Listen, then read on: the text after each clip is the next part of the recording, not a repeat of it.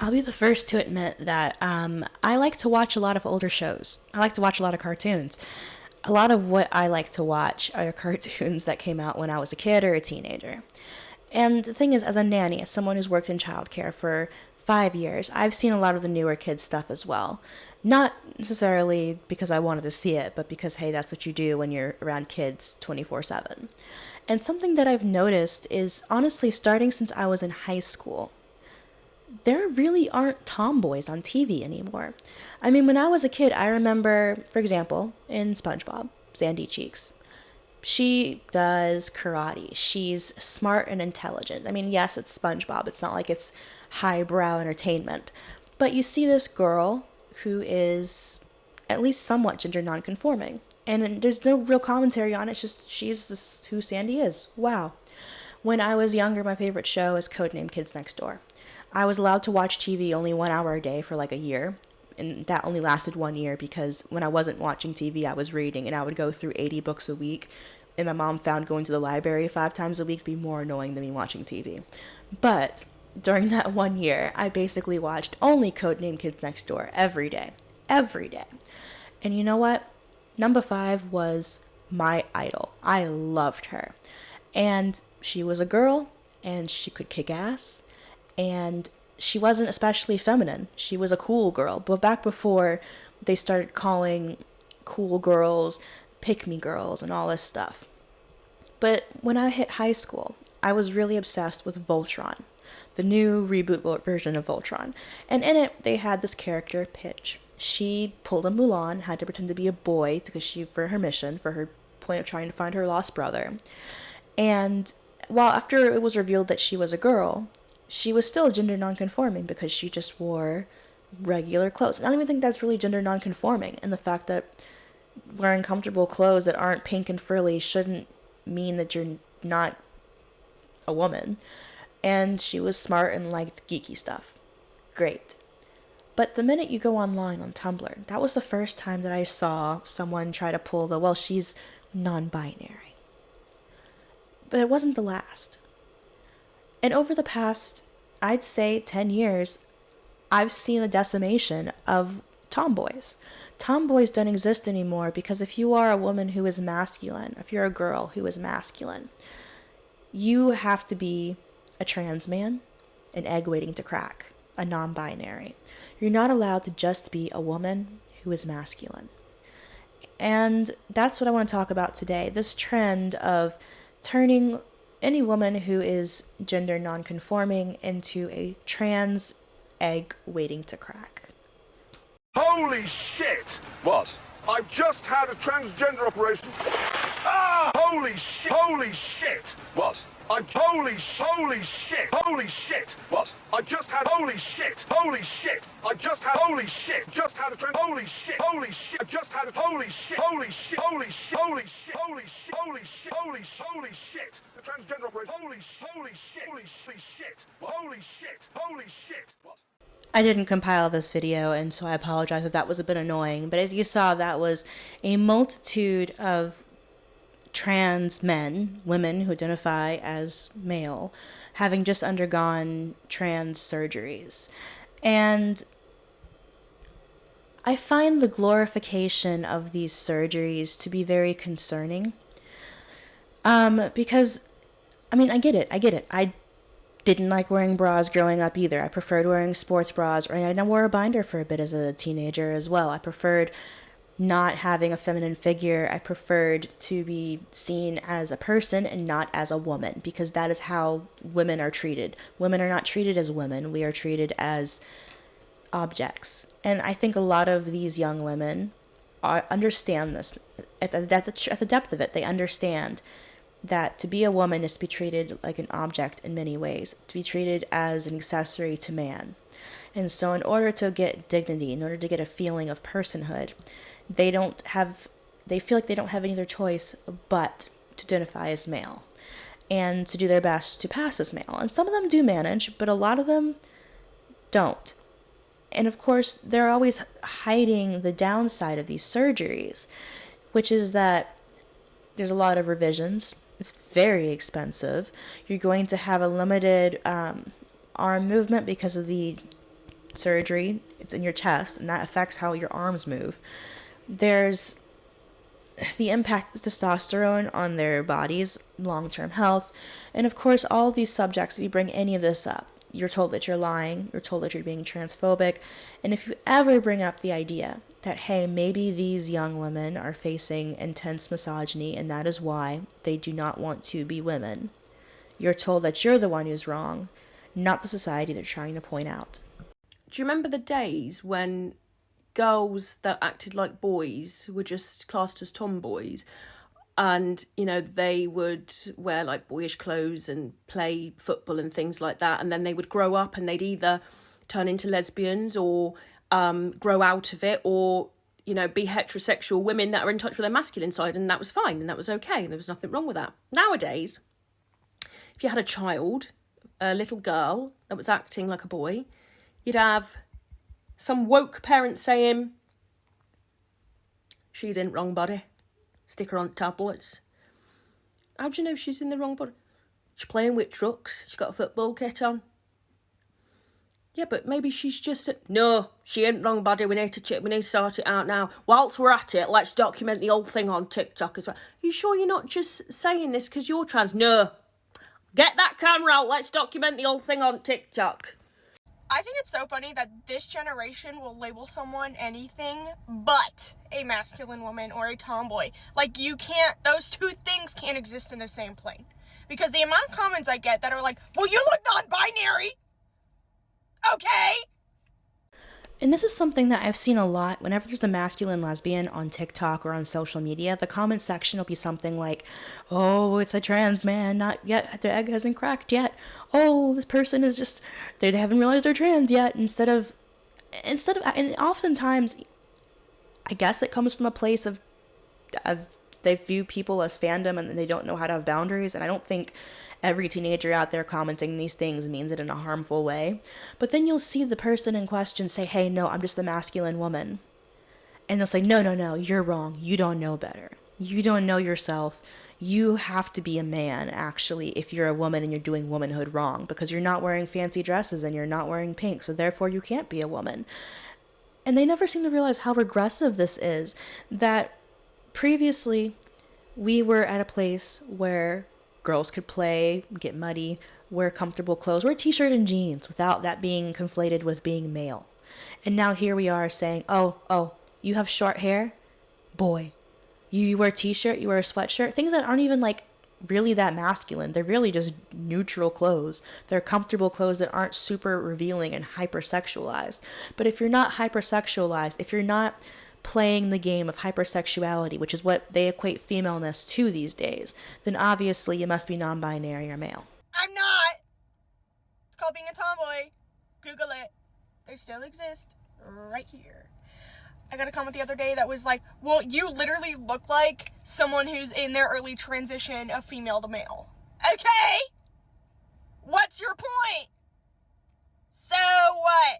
Why can't these things coexist? Masculine and woman. Tomboy. The reason why masculine and women can't coexist under gender ideology is because they equate feminine with female and masculine with male, and therefore if you do not work with that gender role, then you must be a different gender. So you can't be a masculine woman, because if you're masculine, that means you must be male. And you can't be a feminine male, because if you're feminine, it means you must be a female. And if the two things don't go together, if you're masculine and you think you're a woman, well, you obviously have to transition and be a man. It's not the case that you can just be a masculine woman, which really goes to show how regressive the ideology is, to where gender nonconformity, actual gender nonconformity, not just men who commit sex crimes and go by they them pronouns to get out of the trouble. Actual gender nonconformity is not allowed, in the same way that it's not allowed under conservative worldview. The only difference is that gender ideology likes to pretend that it's a lot more liberal and a lot more understanding than it actually is, except it's the one who's driving the decimation of gender nonconforming gay people. It's the one who's basically doing conversion therapy on gay people and gender nonconforming people. It's the reason why, instead of addressing the fact that we have so much of a misogyny issue these days, instead of addressing that issue and seeing how so many women prefer not to identify as women because they feel like they're protected from the misogyny if they don't identify as such. Instead of addressing that, no. It's because if you're masculine, you're a boy, and if you're feminine, you're a girl. All you have to do is trans your gender, and then you'll be happy. Hear me out. Not transgender. Hear me out. Not non-binary. Because before all this existed, they were called tomboys. So this comment made me think of the detransitioner Layla Jane, who, as a girl, was convinced that she was born in the wrong body as a child, and at 12 years old began hormones and puberty blockers. And then a year later, at 13, she had a double mastectomy, had both of her healthy breasts removed because she was a victim of this insane ideological push and social contagion that is the modern day gender theory. Okay, there are gays, lesbians, trans people, and straight people standing up against this because it has nothing to do with transphobia or homophobia. This is about children and their rights and being the adult in the room and not letting horrific, long-term, lifetime consequences be decided when a child isn't even fully developed and can't consent. This is insanity. Stop. One of the people at my doctor's office today complimented my shirt. And I said, thank you. And then she looked me up and down and she goes, do you still go by Delaney? And I was like, yeah. And she goes, do you still go by she, her pronouns? And I was like, yeah. And then she just stared at me for a second like, you sure? And I was like, and then she was like, okay. They ask your pronouns when you apply for a job. They ask your pronouns when you go to the doctor's office. My family asks my pronouns when I see them after coming back from spending 8 months abroad. I go to a new bar and the bartender asks me if I go by she, her pronouns. It's pervasive. It's everywhere. There no longer is an acceptance of the fact that masculine women and feminine men exist. There no longer is an acceptance of gender nonconformity. There is no longer a taking apart of gender roles because the gender roles have just been changed a little bit. Now, instead of being stuck in woman, feminine, because you were born female, you are woman and feminine, or because you were born male, you are man and masculine. Nowadays, if you're a woman and you're masculine, well, you can change to the male box, but you still can't be a masculine woman. And if you are a feminine man, you can't be a feminine man. You can only be a feminine woman. Even though you cannot change your sex, even though you cannot undo the socialization that has impacted you since you were in the womb. In utero, you are already being socialized based on your sex. You can't ever escape it. The only thing that we're doing here is saying you can go from this box to this other box. And even then, changing boxes is a lie. It's a lie. Because I can call myself male all I want, but that's not going to change the fact that cars were tested using male dummies only, that many medicines only use male lab rats. It's not going to change the fact that I am born into a world where I can be denied an education based on my sex, where I can be impregnated and forced to carry it to term, where I can be impregnated and not given life-saving medicine because I am female. These things don't change just because I say that I'm changing the box, because you can't change whether you're male or female. You can change what clothes you wear. You can change how long your hair is. You can even change how you force people to call you. But you can't change if you are male or female. And that's what the decimation of the tomboy really means. It's a platitude. It's a sorry excuse for not addressing the misogyny that we have to face every single day. Now, gender can be anything you like. It's entirely cultural. But unfortunately, sex is not entirely cultural. It's something you're born with, whether you like it or not. And most of us who grow up to be women, who have our first period, 12, 13, 14, whatever, traumatizing otherwise, a body we thought we knew becomes smelly and dirty and different. And then the boys come along who've been watching pornography and say that we're not groomed, we have to remove our body hair and so on. We're going to spend our lives removing body hair. That's femininity, which is the fake version of femaleness. Female is real and it's sex, and femininity is unreal and it's gender. And it's a role you play. And for that to become the given identity of women is a profoundly disabling notion. Don't you feel that you'd be able to spend more time on all of those questions if you just moved on from this trans question and said, okay, fine, if you want to join us as women, then you're women. Come and join us in the bigger struggles. Well, they're not going to help us much with postpartum psychosis, are they? Or even with menstrual discomfort. Or, I think we can manage. You know, we are 51% of the population, and we're being held to ransom by a handful of people who are extremely vocal and aggressive. And that's no surprise to any of us. I mean, I don't understand why we have to make a mockery of older women. And that's universal. You say to me, I'm offending people.